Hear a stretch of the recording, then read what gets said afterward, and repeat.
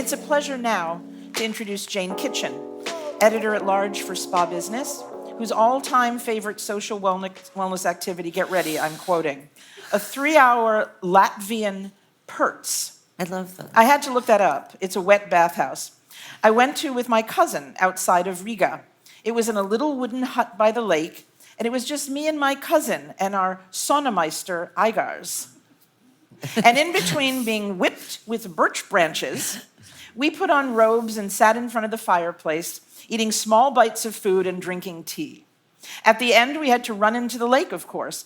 I really have no words. Jonathan, maybe installing perts next in one of your remedy places? Please welcome Jane Kitchen, eminently qualified to author this trend on wellness and water, Blue, Hot, and Wild.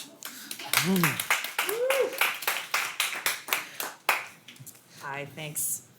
Thanks, Nancy. I think I forgot to mention that we were completely naked the whole time with this man who we just met as well, so that was an interesting afternoon. Yes, so I'm here, so I've got note cards here, and I've got a microphone in my hand, so I've got to juggle them both. My trend is on wellness and water, blue, hot, and wild. And this is kind of an extension, a natural extension of this post-pandemic desire that we're seeing in people to really connect more with the natural world, as well as a lot of increasing knowledge about the way in which this sense of blue wellness and the way in which being around water is really good for our well-being. And we're seeing several trends coming together kind of under this umbrella. So it's kind of a multi-pronged trend, all involving soaking, swimming, or dipping into natural waters as a blueprint for a natural, rewilded blue wellness experience. So first, we're seeing an absolute explosion of interest into wild swimming, as it was interesting to hear that Jessica takes part with her friends. And this is a massive trend in the UK. Wild swimming, basically, just like what it sounds, swimming in a pond or a river or a lake, or in the UK, it's often in the freezing cold ocean in the winter, because even in the summer it's cold. This is kind of, people have both, so first it started with the pandemic and lots of people not being able to access swimming pools, and so going to a pond instead. But then people sort of really started to learn about and experience for themselves these mental and physical benefits from dipping into these cold water places. And we're seeing a lot of research into that as well. And people are really looking for natural remedies for anxiety, for depression, for sleep disorders, all of which have increased since the pandemic. So in addition to helping with anxiety and depression, swimming in cold water, which often wild swimming is also good for pain relief, for inflammation, for lowering cortisol, all these things that were, similar to your ice baths. It's all related. And boosting energy. So we have things like open water swimming and winter dips in the ocean that used to be things that only really serious athletes did, are now, we're seeing grandmas doing them. We're seeing just a wide range of ages and abilities, and sometimes it's just a quick dip in, and people are really experiencing all these mental and physical benefits. So in the UK, just some stats for you, again, arguably the home of wild swimming. Google searches for cold water swimming rose more than 700% from 2018 to 2021. Wild swimming searches grew 145%. We've also seen these kind of wild swimming groups pop up.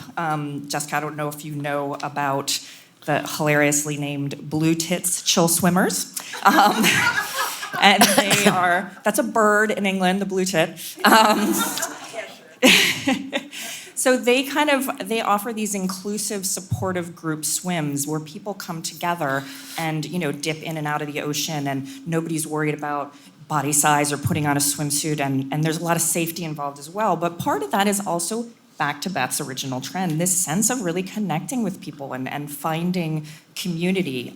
So this group started out in 2020 in the middle of the pandemic. It now has 100,000 members worldwide, and there's tons of these kinds of groups popping up all over the place through Facebook meetups, all that kind of thing. So in the hospitality field, we're seeing some innovative things happening as innovative resorts are kind of dipping their toes into this idea of wild swimming. So maybe offering some guided tours out to a local waterfall or a lake. At the Hotel J in Sweden, they've got a new weekend package that combines forest bathing, wild herb foraging, breathwork, sound healing, and wild swimming in the Stockholm archipelago. Just upstate for here at Mohonk Mountain House in New York, they've got a new lakeside immersion program. It starts with a dip in their glacial lake, and they use singing as a form of breath work to kind of get over that cold water shock. And then it's followed by hot tea and cider and guided yoga stretches. So then, as more and more people are getting into wild swimming, we see that trend kind of morphing a little bit more, and we're looking at a really exciting trend of cross-country swimming. And basically that takes wild swimming and hiking and puts them together so that you go out on a hike and you reach a river, and instead of kind of going, well, I guess we turn around here, you put your stuff in your backpack and you have this special flotation thing and you cross the river and you get to really inaccessible, exciting, cool places. So you see it as part of the adventure instead of an obstacle. So on the south coast of Devon in England, there's a new cross-country swimming weekend retreat run by a former British Army commando, and you swim all around these islands and estuaries and see nature. So lots of exciting stuff happening there. And then, multi-pronged, I warned you. On the other end of the spectrum, we're seeing, so we have like lots of cold water swimming, and then we have this massive development of hot springs.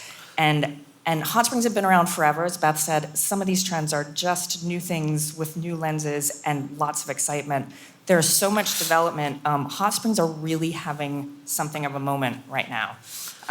Lots of money being put into them. They're social, they're natural, they're often inexpensive, and all those things are driving this forward. And we kind of see them poised to be the next big thing. They're attracting a younger, more diverse crowd, a multi-generational crowd, and really fueling that movement for affordable wellness. We're seeing lots of investment. Australia, the US, there is so much coming down the pipeline in this country, you guys. It's exciting. The other thing is that rather than just soaking in a hot springs pool now, and these are thermal mineral waters with lots of natural, minerals that are good for your skin and your body. But now we're doing things like you can do hot springs yoga or take place in an aqua sound bathing at the Springs Resort in Colorado. You can soak in the midnight sun while sipping Prosecco at the Sky Lagoon in Reykjavik. Or you can paint your friends with clay and then soak in a hot springs pool while you listen to and watch a live music concert at Peninsula Hot Springs in Australia.